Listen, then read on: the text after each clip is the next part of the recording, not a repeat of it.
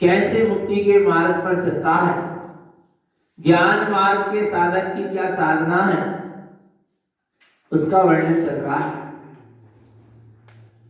सम्यक दृष्टि ज्ञानी वह है जिसका श्रद्धान अचल है, जिसकी श्रद्धा अचल है, अखंड है। एक बार निर्णय कर लिया कि मैं परम तत्व परमात्मा ही हूँ, मैं ज्ञान स्वरूपी भगवान आत्मा ही हूँ, ज्ञान ही मेरा स्वरूप है। आया जहां ऐसा ज्ञान स्वरूपी निज आत्मा श्रद्धान में आया, ज्ञान का प्रकाश हुआ और सम्यक ज्ञान के प्रकाश के साथ वह संकिति जीव, सम्यक दृष्टि जीव 18 क्रियाओं का पालन करता है। और वर्णन चल रहा है 18 क्रिया का। वहां श्रावकाचार्य जी में श्रद्धा की अपेक्षा बली, यहां अब ज्ञान की अपेक्षा, ज्ञान कैसा निर्मल होता चला जा रहा है। क्रिया में है और ज्ञान में है, पर समझना चेतन आत्मा ज्ञान कैसे स्वस्वरूप में सम्यक रूप परिणमन कर रहा है, उसका नाम यहां पर ये 18 क्रिया। ये कोई करने वाली क्रिया नहीं है, ये होवे वाली क्रिया है, करने वाली क्रिया नहीं है। करने वाली क्रिया सब कर्म के खाते में जाएगी और होने वाला परिणमन, होने वाला स्वामी स्व का स्वरूप जो परिणमन निरंतर चल ही रहा है। आया ना, प्रत्येक गुण का अपने अपने में परिणमन चल रहा है। आया ऐसे उस हो रहा है जहां स्वयं में स्वयं से स्वरूप आचरण, उसका नाम है 18 क्रिया है। सम्यक धर्म की श्रद्धा, अष्टमूल गुणों का पालन, इसके बाद 3 रत्नात्रय की साधना और 4 दान। 3 प्रकार के पात्रों को 4 प्रकार का क्या देना, दान देना। पात्र और पात्र की बड़ी महिमा चल रही है।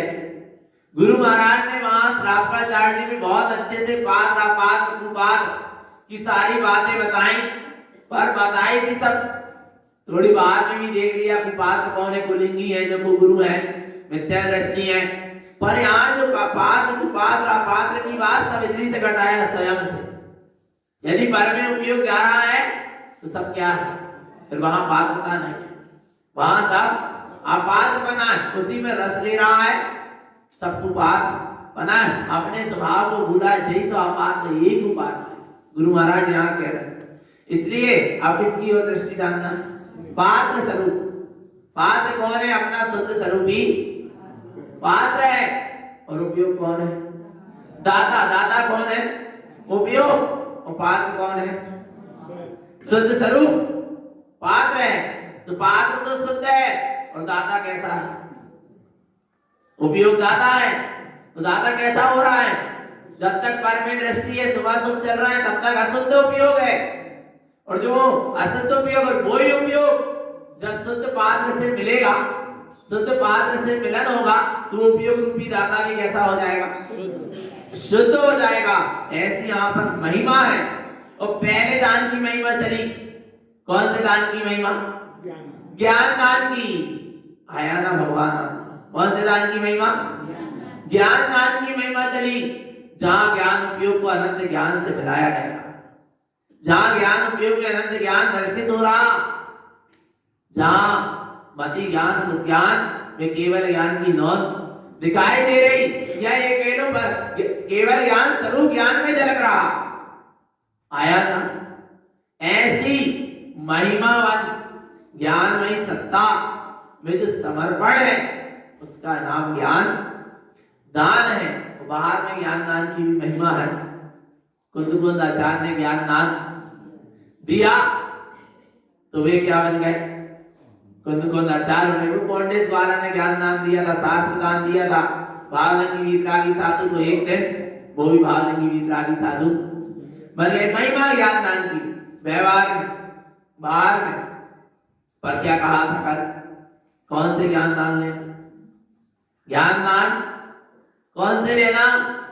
जो स्वयं आत्म ज्ञानी हो और जो स्वयं मिथ्या ज्ञान से भरे हैं, उनसे क्या आत्म ज्ञान लेना। आया ना? आगे कौन से दान की बात है? आप कौन सी दान? औषधि दान पढ़ेंगे। गाथा क्रमांक 281। भेषज दान सउत्तम सारे सरणी अवधि तस्य भेषज विनिर्वेशम जिन्वयंपि साधम तंपि। क्या कह रहे हैं? अच्छा, औषधि क्यों ली जाती है? रोग को क्या करने के लिए? दूर करने के लिए, व्याधि को दूर करने के लिए। आया ना? 3 प्रकार के पात्र हैं, उत्तम मध्यम और। यदि वे रोगी दिखे जाएं तो उनको क्या कर दो? क्या कर दो? औषधि दान दे दो, तो उनका रोग क्या हो जाएगा? और सब उनसे पूछो जो पात्र है कि तुम्हें कौन सा रोग है, तो वे कहें हमें रोग ही नहीं, क्योंकि वे पात्र है। वो पात्र जान रहा है कि मैं अजर अमर चैतन्य तत्व भगवान आत्मा हूं, जहां रोग है वहां मैं नहीं हूं, जहां मैं हूं वहां रोग नहीं। पर श्रावक की भावना होती है कि भैया इनकी साधना निर्विघ्न हो, रोग के कारण कहीं विकल्प ना हो, इसलिए मैं औषधि दान कराता है। पर शुद्ध औषधि कराना, यदि तुमने पात्र जीवों को उत्तम मध्यम जगत पर जिनका अष्टमूल गुणों का पालन का संकल्प है, अवक्ष पदार्थों का त्याग है, उनको यदि अंग्रेजी दवाई खिला दी तो तुमने क्या किया? औषधि दान नहीं दिया, तुमने उनका संयम छुड़वा दिया। आया ना भगवान आत्मा योग रीति से। और नहीं तो भगवान आत्मा दान के नाम पर फिर अशुद्ध ही क्या कर रहे हैं? दान देते जा रहे हैं। आया ना भगवान? इसलिए बहुत विवेक की क्या है? आवश्यकता है। अब यहाँ पर बुद्ध महाराज क्या कह रहे हैं? ऐसी औषधि का पान करो। कौन सी औषधि का पान करें? भेषज दान सउत्तम। औषधि दान को कहते हैं जिस औषधि को ग्रहण करने से, जिस औषधि दान से संसारे शरण व्याधि मुक्तस्य, संसार में परिभ्रमण कराने वाली जो व्याधि है, रोग है जन्म मरण का, उससे क्या हो जाना? मुक्त हो जाना। उसका नाम सच्चा औषधि दान। इसका नाम औषधि दान है, जिससे संसार के जन्म मरण रूपी व्याधि से क्या हो जाए? मुक्त हो जाए, एक दुख भरी यात्रा से का क्या आ जाए, अंत आ जाए। शरीर को रोग का ठीक करता है, शरीर खुद ही एक का है, रोग है, वायु अलग कर दो, अशरीरी सिद्ध हो जा, उसका नाम औषधि दान है। तो बोले वो औषधि किसने दी है? भेषज जिन वेशम, किसके द्वारा दी जा रही है औषधि?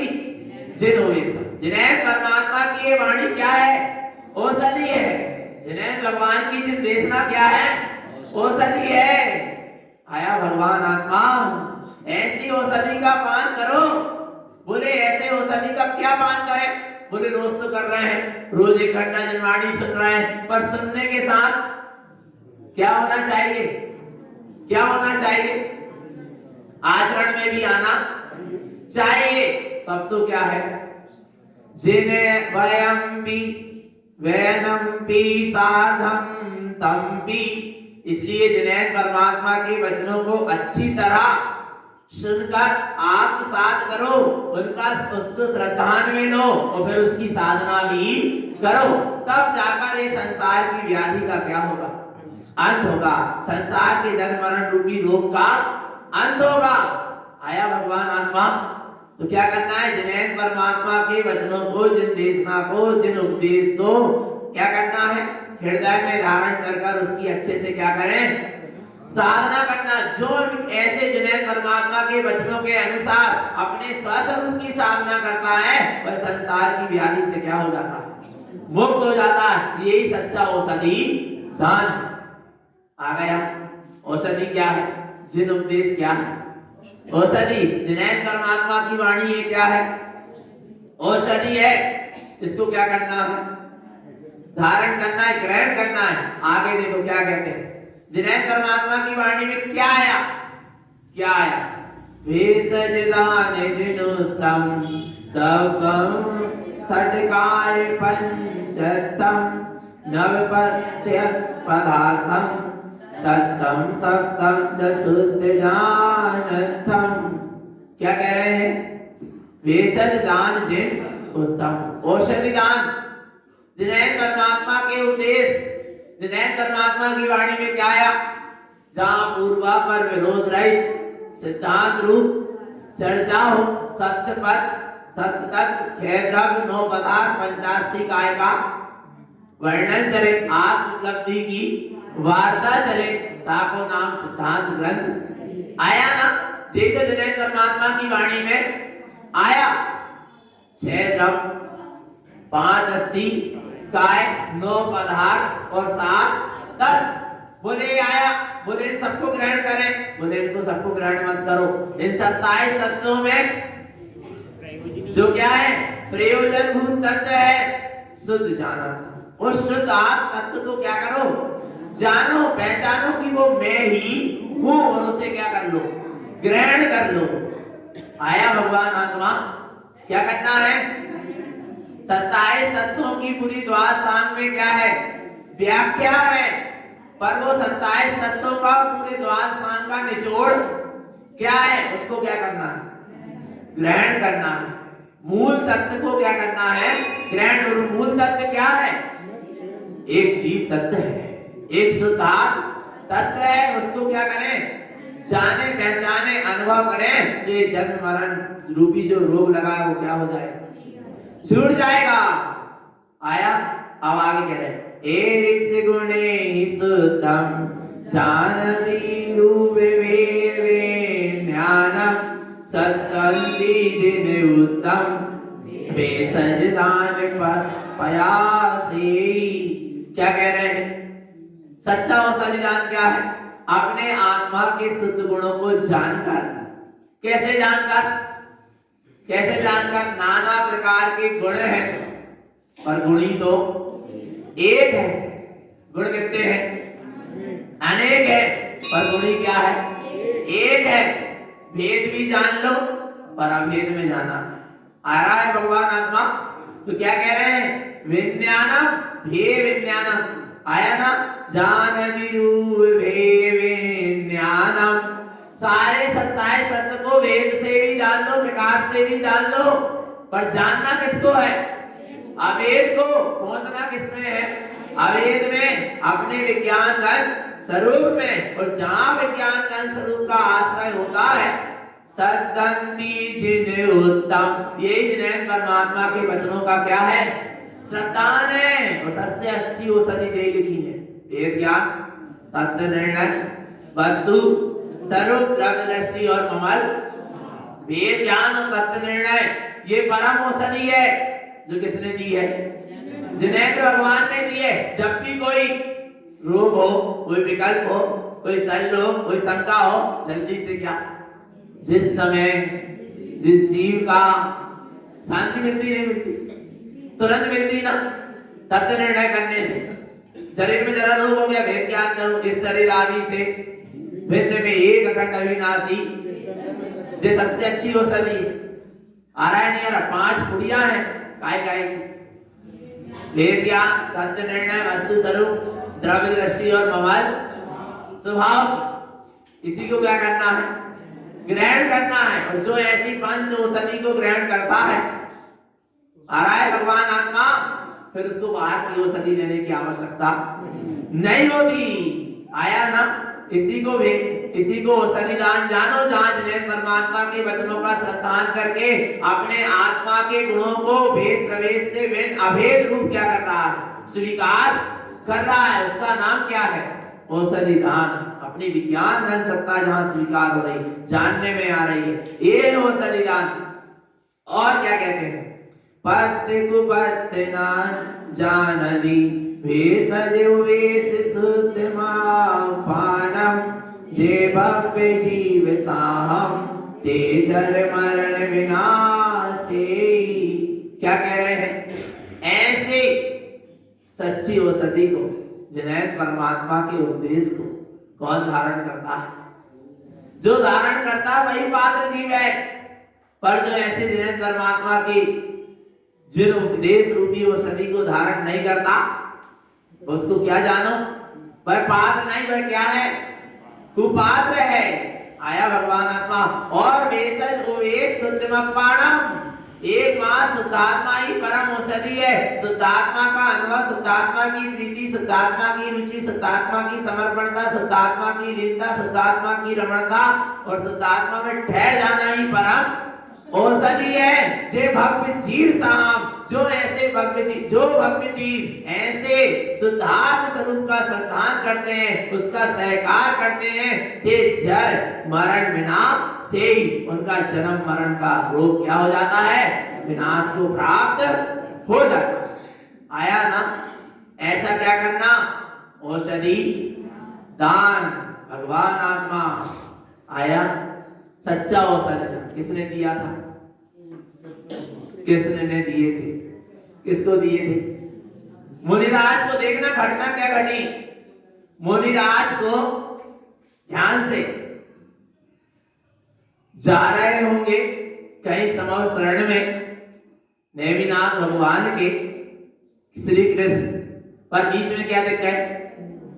एक मुनिराज दिख गए और उनके शरीर को देखकर ऐसा लग रहा था कि इन्हें क्या है? व्याधि है, रोग है। उन्होंने एक वृद्ध वेद को लाया, दिखाया। वेद ने मुनिराज को देख लिया, अर्थात शरीर को वो देख लिया, समझ गया क्या रोग है। वेद ने कुछ दवाई दी, औषधि, शुद्ध औषधि होती थी पहले तो बिल्कुल, और दी। कहने लगे मुनिराज को ये दे देना तो ये क्या हो जाएंगे? ठीक श्री कृष्ण ने सोचा, क्या सोचा कि इनको कैसे दे देंगे? ये तो एक बार दिन में ले आहार, खड़े अपने वाहन में एक ही बार आहार लेंगे, और कैसे दे दें? तो श्री कृष्ण ने वे औषधि लड्डू में मिलवा के, लड्डू बनवा के सबके चौकों में क्या कर दिया? सुनना ध्यान से। सबके चौकों में, चौका में पहुंचा दिया। सबकी चौका में कहाँ पहुंचा? क्योंकि कहीं भी विधि आ रहा है नहीं आ रहा, यहाँ सेटिंग वाला कोई सिस्टम आ रहा है नहीं आ रहा, और जहाँ सेटिंग वाला सिस्टम है वहां आहार दान नहीं है। आ रहा है भगवान आत्मा, समझ गए ना? सबके चौका में क्या कर दी? पहुंचा दी। कहीं भी आएंगे क्या हो जाएगा? औषधि धारण ग्रहण कर लेंगे। आया ना और पहुंचाई, और पहुंचाने के बाद भगवान आत्मा मुनिराज ने ली, ग्रहण करी। उनको पता ही नहीं है किनको, मुनि महाराज को, कि औषधि हमने ग्रहण कर ली और हमें रोग है। आया ना और देखना जितने दिन भी लेते रहे रोग क्या हो गया, कुछ दिन में ठीक हो गया। फिर जब वो रोग ठीक हो गया तो श्री कृष्ण और व्रत वेद दोनों किसके पास गए, मुनिराज के पास गए। और मुनिराज के पास जाकर उन्होंने क्या कहा कि हाँ आप तो अब बिल्कुल कैसे हो गए, स्वस्थ हो गए। तब मुनिराज कहते हैं मैं तो स्वस्थ ही था और स्वस्थ ही हूँ और स्वस्थ ही रहूंगा। जो स्वामी स्थित है वही तो क्या है, स्वस्थ है, और जो स्वामी स्थित नहीं है वे सब क्या है, अस्वस्थ ही है। आ रहा है भगवान आत्मा, ऐसा कह दिया। बोले काय की औषधि, क्या औषधि, कुछ नहीं। वेद को एकदम, श्री कृष्ण तो ज्ञानी थे तो उन्हें तो समझ में आ रहा है कि मुनिराज किस दृष्टि से चर्चा बात कर रहे, पर वेद को क्या आ गया, मैंने औषधि कराई, इतना तक नहीं कह रहा धन्यवाद तुमने खूब अच्छी औषधि कराई, ऐसी पढ़ाई नहीं कर रहा है, कह रहे मुझे तो रोग ही नहीं था। और वेद ने क्या कर लिया, निदान बांध लिया। निदान बांध के जब वो वेद की व्रत तो था ही, उस दिन में क्या हो गई, मृत्यु हुई। देख लूंगा इनको, साधु नहीं होते तो देख लेता। सुनना भगवान आत्मा, जब निदान बंधा, एक तरफ दान हुआ और एक तरफ निदान हुआ। कहीं दान देकर निदान मत मान लेना, दान देकर क्या मत मान लेना, निदान मत मान लेना। भगवान आत्मा आया समझ में, आगामी कांक्षा वांछा मत कर लेना कि तो दान दे रहा हूं तो मिले। आ रहा है भगवान, जिस सब निदान के खाते में जाएगा, नाम की चाहे काम की चाहे, जिस सब इससे दान दे रहे हो तो सब निदान के खाते में चला जाएगा। निदान ना जाने तुम्हें कहां कौन सी गति में पहुंचा दे। आया भगवान आत्मा, तो फिर वह सब प्रसंग बनता है और वह वेद का जीव जाकर क्या बन गया, बंदर। विचार, और बैठे थे मुनिराज वृक्ष के नीचे ध्यानस्थ अवस्था में वे मुनि महाराज। आ रहा है भगवान आत्मा, वो बंदर का स्वभाव क्या है, इस डाल से उस डाल में, उस डाल से इस डाल में, इस पेड़ से उस पेड़ में उछलने का है। कोई भाव नहीं था उसका, किसका, बंदर का कुछ भाव नहीं था, पर पूर्व का परिणाम था। भगवान आत्मा जाकर वो जैसे ही जिस पेड़ के नीचे मुनिराज बैठे थे उस पेड़ पर जैसे ही उछाल मारी तो वो पेड़ की एक नुकीली डाली टूटकर मुनिराज के पेट में क्या हो घुस गई। कोई इस भाव से नहीं किया, पर पूर्व में निदान माना था।